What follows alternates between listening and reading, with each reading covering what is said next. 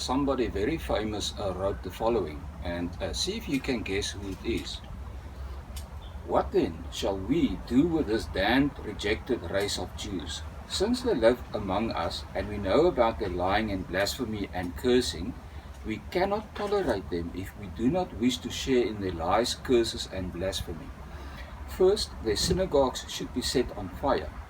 Secondly, their homes should likewise be broken down and destroyed. Thirdly, they should be deprived of their prayer books and Talmuds in which such idolatry, lies, cursing, and blasphemy are taught. Fourthly, their rabbis must be forbidden under threat of death to teach anymore. Fifthly, passport and traveling privileges should be absolutely forbidden to the Jews. Now, if any of you guessed that it is Hitler, you are wrong. It's not Hitler. In fact, it is the father of the Protestant Church, Martin Luther. Now, there can be absolutely no doubt that religion was and still is one of the main driving forces of intolerance and violence all over the world. Now, certainly it's not just religion that's the driving force.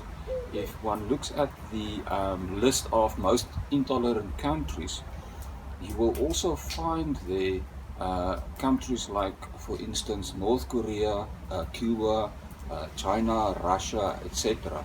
And I don't think one can argue that it's religion behind that intolerance.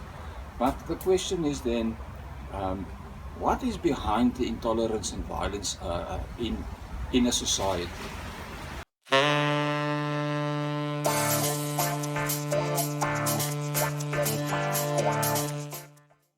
Now, I think that the answer to the question lies, or at least part of it, or the start of it, lies in sociology. Emil Durkheim, who many claim to be the father of sociology, he argued that you get two types of societies. You get the traditional society and you get the modern society. Now, Durkheim argued that in a traditional society with a strong religious character, individuals in that society tend to believe in the same moral values. They have the same moral beliefs, and that these individuals, they hold on to these beliefs with such tenacity that any deviation from the norm is seen in an extremely serious light. Now, Durkheim argued that as society evolved into a more modern one, the society tends to be more tolerant towards non-conformist behavior. And he argued that, or he called it, the cult of the individual. The cult of the individual. And he argued that this cult develops in a modern society out of necessity, basically, because of the diversity in a modern society. What does the cult of the individual mean from a philosophical point of view? For me, it means basically that independent thinking in the first place.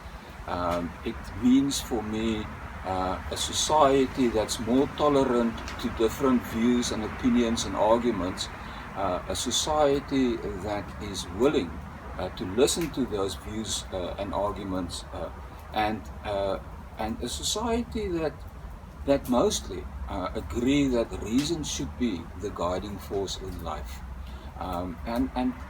It's a society like that where your individual human rights, your universal human rights, are sort of regarded as important. Now, what about traditional society? Traditional societies, they tend to place more emphasis on tradition and authority.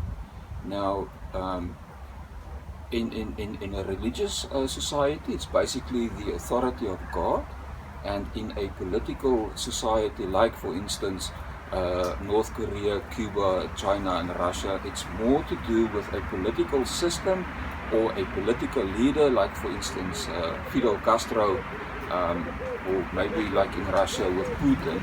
Although there it's more fear, I think, that's plays the biggest role, because there you speak truth to power, there's a very good chance that you will be poisoned, or that you will suddenly fall out of a third-story window.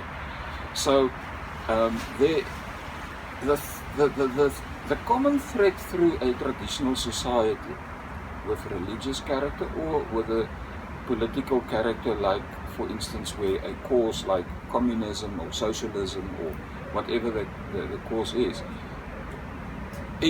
they do not like the cult of the individual. Individual human rights are not regarded as important. The society's interest is regarded as far more important than the individual rights.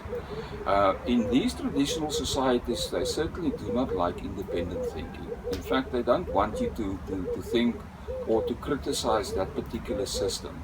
That's also why basically traditional societies, they do not like progress. They want to be as it is. They want to stay with the system as it is, and anybody that sort of goes against the norm in a traditional society, religious character, obviously that's seen as like in a negative light, and in a political sense that can be quite dangerous for that person. Now, I basically started with Martin Luther, and the thing I just want to end up with him as well.